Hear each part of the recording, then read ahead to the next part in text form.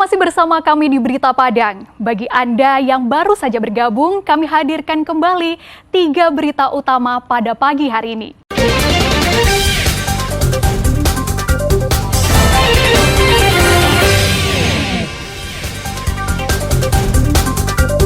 Warga Amping Parat Timur, Pesisir Selatan, tuntut pemerintah bangun jalan yang layak. Layang-layang berbagai bentuk dari berbagai negara menghiasi langit kota Solo.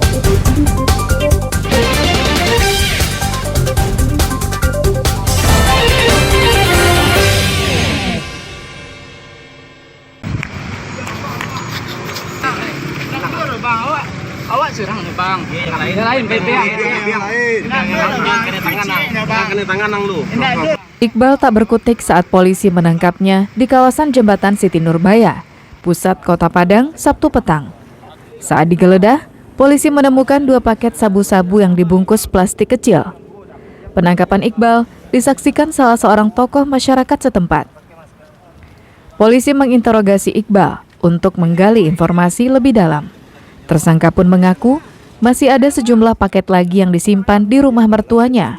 Benar saja, setelah digeledah, polisi menemukan belasan paket sabu-sabu lainnya di rumah tersebut. Iqbal ditangkap polisi karena menjadi target operasi. Polisi menemukan 16 paket sabu-sabu siap edar. Selain sabu-sabu, polisi juga menyita perlengkapan untuk mengonsumsi narkoba. Dari hasil penangkapan ini kita mendapatkan dua bungkus plastik bening narkotika golongan 1 jenis sabu yang disimpan di genggaman tangan tersangka. Kebetulan kita temukan dalam rokok merek HM Sempurna. Kemudian berdasarkan hasil integrasi pengakuan dari tersangka, masih ada barang bukti disimpannya di rumah mertuanya juga tidak jauh dari penangkapan. Iqbal masih diperiksa secara intensif di Mapolresta Padang. Polisi ingin menggali dan menelusuri peredaran narkotika yang dilakoninya, serta bandar besar yang memasok sabu-sabu. Alfi melaporkan dari Padang.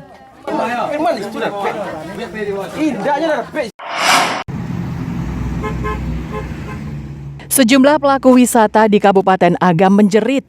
Pasalnya, sejak beberapa bulan lalu, kunjungan ke daerah mereka menurun drastis. Kondisi tersebut dirasakan usai libur Lebaran hingga akhir September ini. Omset yang diperoleh tak sebanding lagi dengan biaya yang dikeluarkan. Untuk mengantisipasinya, pengelola objek wisata ini merumahkan sejumlah karyawannya. Padahal, geliat wisata baru dirasakan usai pandemi COVID-19. Namun kini kembali kritis akibat naiknya sejumlah harga kebutuhan pokok, imbas dari kenaikan harga bahan bakar minyak. Karena nggak sesuai lagi, pemasukan tidak bisa kita untuk menggaji orang, untuk biaya personal nggak bisa lagi sama sekali. Oh, saat pandemi jauh lah, perbandingannya 100 banding 1 sekarang ini. Sekarang kadang-kadang kita nggak satu pun masuk orang. Kita berharap Sabtu dengan Minggu itu ramai orang, ternyata jauh bener, berkurang. Semenjak kita habis Lebaran. Tanpa sekarangnya serba naik, minyak naik, apalagi BBM naik, apalagi kita memasuki masa-masa inflasi. Yang kita harapkan ini kan dari Riau dengan Jambi, ternyata kan mereka sama-sama mengalami inflasi. Hal senada juga dirasakan pemilik objek wisata lainnya di Kabupaten Agam. Menurut Ketua Himpunan Pelaku Pariwisata, hampir semua objek wisata di Kabupaten Agam mengalami penurunan omset hingga 60%. Mereka berharap dukungan pemerintah agar usaha mereka dapat bertahan. Di Kabupaten Agam, tercatat 26 objek wisata yang dikelola swasta. Harus giat berbenah, memperbaiki destinasi, baik itu objek wisatanya, baik produk-produk pariwisata pendukungnya seperti cenderamata, kalau di Kejulasi mungkin produk susu, keju segala macamnya. Kemudian di saat ini kita juga harus berbenah manajemen, bagaimana membuat manajemen menjadi semakin efisien, semakin ramping. Penurunan saya rasa berkisar 40-60% ada. Pasca pandemi COVID-19, ekonomi masyarakat yang baru bangkit dari keterpurukan tak bisa berharap banyak akibat kondisi global yang berimbas ke Indonesia. Dina Amrina melaporkan dari Kabupaten Agam.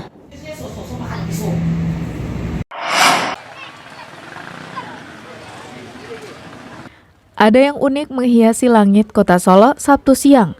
Layang-layang dengan aneka bentuk dan corak melenggak-lenggok dan mengudara di areal sawah, tempat digelarnya acara Rang Solo Baralek Gadang. Festival layang-layang internasional dan tradisional menjadi salah satu ajang yang paling diminati pengunjung. Terang saja, pesertanya tidak hanya dari dalam negeri, tapi juga dari mancanegara seperti Polandia, Swedia, Malaysia, Singapura, hingga Jepang. Layang-layang yang ditampilkan pun beraneka ragam. Ada layang-layang naga, Mario Bros, layang-layang berbentuk lambang negara. Tak ketinggalan pula layang-layang dare, permainan anak negari Solo. Weslau, salah seorang peserta yang berasal dari Polandia, menampilkan layang-layang yang bercorakan warna merah putih sesuai warna bendera negaranya. Very similar Indonesia, ya. My flag is putih, merah, Indonesia merah putih, ya. From First time. First time. First time. Very nice city, very nice view, very bagus. Okay, thank you. Dari dalam negeri, juga hadir peserta dari Yogyakarta, Bali, Jawa Tengah, Jawa Barat, Kalimantan, dan daerah lainnya. Biasanya banyak kompetisi di Jawa Tengah. Ini nama layang-layangannya apa ini, Pak? Layangan naga. Layangan naga. Iya. Oh, gitu. Ini dari Jogja. Layangannya dari Jogja. Dari Jogja. Kalau ini festival Jogja aja sih, Jawa Tengah. Baru kali ini di Sumbar. Baru kali ini di Sumbar. Dalam acara ini, ditampilkan juga pergelaran seni budaya daerah Solo, ditutup pawai budaya dan makan baronjin. Kegiatan ini berlangsung selama 4 hari, sejak Jumat hingga Senin ini. Juga ada permainan layang-layang, festival layang-layang internasional dan tradisional. Kemudian pada hari penutup kita melakukan pawai budaya dan makan baronjin. Rang Solo Baralek Gadang merupakan bentuk kegembiraan dan perhelatan masyarakat dalam menyambut hasil panen padi. Dari Solo, Garnadi melaporkan. Saudara, informasi tadi sekaligus menutup berita Padang pagi ini. Saya Frin Meriana dan tim redaksi yang bertugas mengucapkan terima kasih. Sampai jumpa.